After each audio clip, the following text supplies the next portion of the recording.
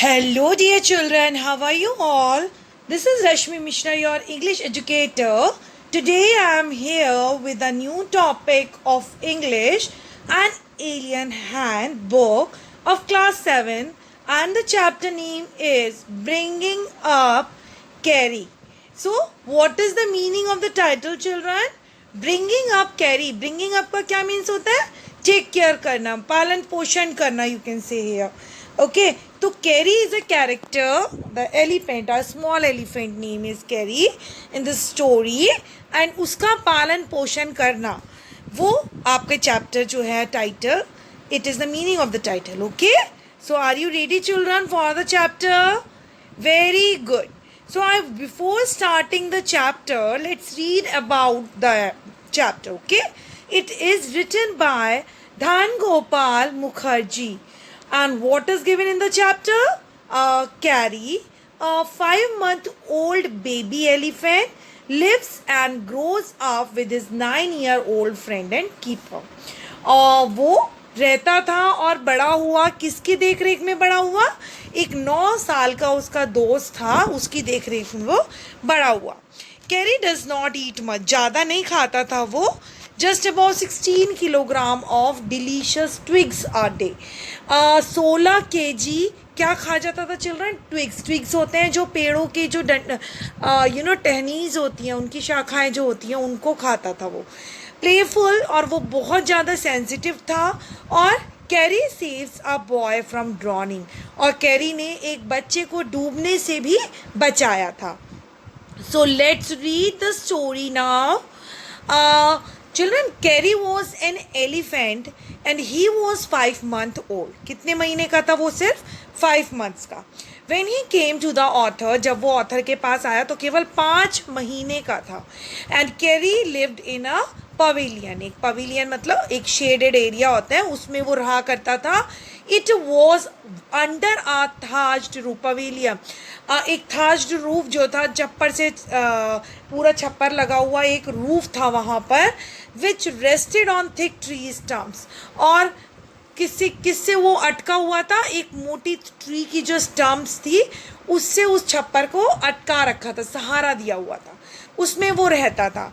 Carrie bumped against the poles as he moved about the enclosure. So what and you know children, Carrie bumped against the poles. So bumped का means होता है टक्कर मारना, collision. सो वो poles जो लगे होते थे लकड़ी के, उन पे वो टक्कर मारता रहता था उसी एरिया में. As he moved about the enclosure, means क्योंकि उसी एरिया में मूव करना पड़ता था, घूमना पड़ता था, केवल उसी एरिया के समीप ही क्षेत्र में वो रहता था जहां तक उसको एरिया मिला हुआ था. Yet the poles did not give way. It was so because these poles were made of thick tree stump. जो पोल जो थी वो नहीं टूट पाती थी क्योंकि वो बहुत मोटी ट्री की स्टम्प से बना हुआ था. तो कैरी को, जैसे मैंने आपको बताया कि उसको ब्रांचेस खाना, पेड़ों की, है ना, स्टम्प्स खाना वो बहुत पसंद था. But he was not able to eat that buns, that stumps, okay, क्योंकि वो बहुत ज़्यादा थिक थी, बहुत ही ज़्यादा. Then Carrie enjoyed his morning bath in the river much. उसके बाद कैरी क्या करता था चिल्ड्रन? रिवर पर, नदी पर जाकर के अपनी जो मॉर्निंग की जो बात होती थी उसको बहुत इंजॉय करता था. And he would lie in the water for a long time, और पानी में तैरता रहता था काफ़ी देर तक, उसको बहुत मज़ा आता था. On coming out he would squeal with pleasure, और जब वो बाहर निकलता था पानी से तो he squeal का क्या मीनिंग होता है? अपने आप को झाड़ना, अच्छे से सफाई करना. So children, after the bath the author would leave him on the edge of the jungle. उसके बाद, बात के बाद क्या होता था? ऑथर उसको कहाँ पर छोड़ के आता था? जंगल के किनारे पर जाकर छोड़ के आ जाता था. And carry and the author were good friends. Carry और जो ऑथर था, जो 9 years के थे, वो बहुत अच्छे दोस्त थे children. But Kari once pushed him into the stream. लेकिन कैरी ने क्या किया था चिल्ड्रन? एक बार उसको नदी में ही पुश कर दिया था, नदी में धक्का दे दिया था, ठीक है। And then what's happened children, see it was to save the life of a boy. So उसने जब स्ट्रीम में उसको डाला था, क्यों डाला था उसको, ऑथर को क्यों फेंका था children, to save the life of a boy, एक बॉय की लाइफ को बचाने के लिए। He saw a boy lying on the bottom of the river, Kari ने एक बॉय को देखा जो रिवर के बिल्कुल गहराई में डूबता जा रहा था। He dived and pulled the body of the drowning boy to the surface, उसने एक गोता लगा करके उसकी बॉडी को निकाला बाहर, पुल किया, है ना, डूबते हुए बच्चे को बचाया। However, the author was not a swimmer, जबकि ऑथर जो था वो एक अच्छा स्विमर नहीं था। So he could not come ashore, तो वो किनारे तक नहीं पहुंच पाया। The current began to drag him down, अब जो नदी जो थी उसको नीचे खींचे जा रही थी। He came fast into the water, वो जल्दी से बाहर आया पानी के। The author caught his trunk, और उसने उसकी ट्रंक को पकड़ लिया। कौन सी ट्रंक, जो उसके एलिफेंट की ट्रंक थी जिसे वो खा रहा था। And he pulled both the author and the boy assure, और उसने, किसने, कैरी ने उस बॉय को और ऑथर को दोनों को ही बचाया। Kari was like a baby he had to be told when he was naughty, एक बच्चे की तरह था कैरी, ठीक है। उसे क्यों कहा गया बेबी यहाँ पर, क्योंकि when he was naughty, जब वो बहुत ज़्यादा, क्योंकि वो बहुत ज़्यादा शरारतें करता था। he developed a taste for bananas के लिए उसका बहुत ज़्यादा टेस्ट डेवलप हो गया था, उसको बनानास बहुत अच्छे लगने लगे थे। एंड इतना टेस्ट डेवलप हो गया कि उसने क्या किया children, he began to steal them, उसने उन्हें चुरा चुरा के खाना शुरू कर दिया।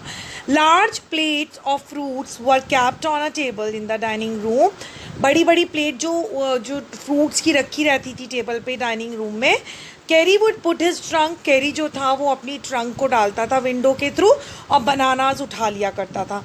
इन one attempt he would take all of them, और एक ही बार में सारे बनानाज वो उठा लिया करता था children. He would then quietly go to his pavilion, और उसके बाद चुपचाप अपने एरिया में चला जाता था रहने, जहाँ वो रहता था।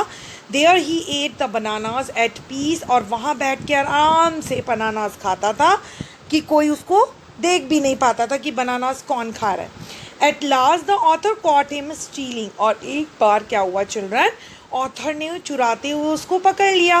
व्हेन ही वॉज स्कॉल्डेड, और जब उसे डांट पड़ी बुरी तरह से, he understood like a baby and did not steel again, और एक बच्ची की तरह उसे सब समझ में आया जो ऑथर ने उसको समझाया, और दोबारा से उसने बिल्कुल भी नहीं चुराया। क्या नहीं चुराया, बनानास।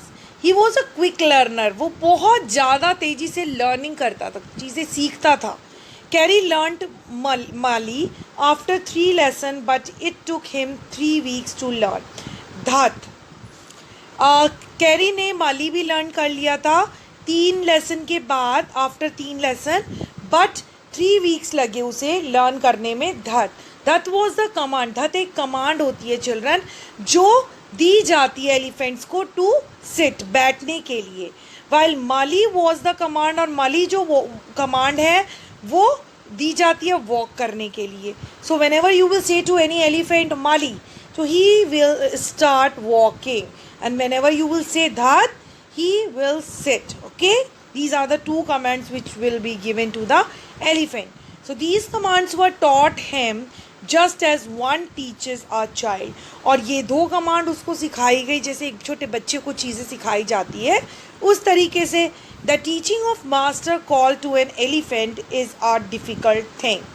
यानी कि टीचिंग ऑफ मास्टर कॉल, यानी कि कोई मास्टर जब उसको बुला रहा है उसके लिए भी टीच किया जाता है एलिफेंट को कि अगर मास्टर तुम्हें बुलाए तो तुम्हें सुन लेना है, ठीक है।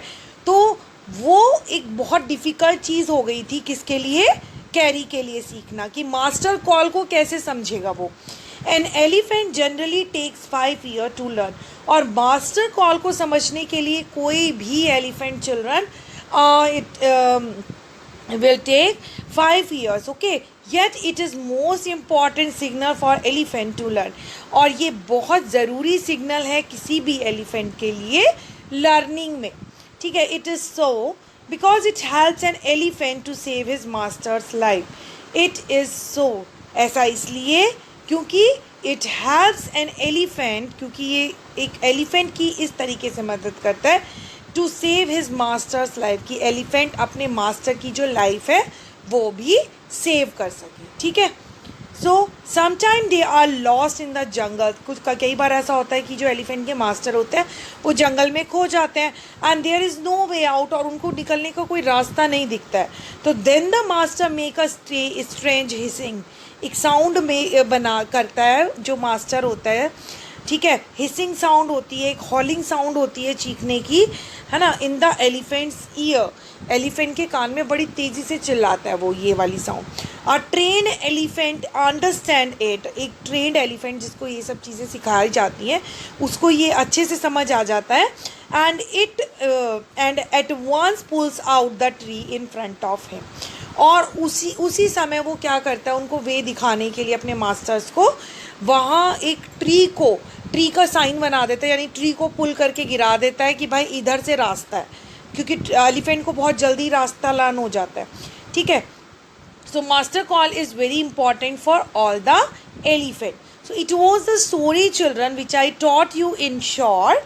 Here are the glossary. Okay, the glossary words are, see, squeal. Squeal का मतलब क्या होता है, children? Cry, trumpet. The trumpet, the voice which elephant make usually. Okay. Second word is luscious. It means tasty, sweet smelling.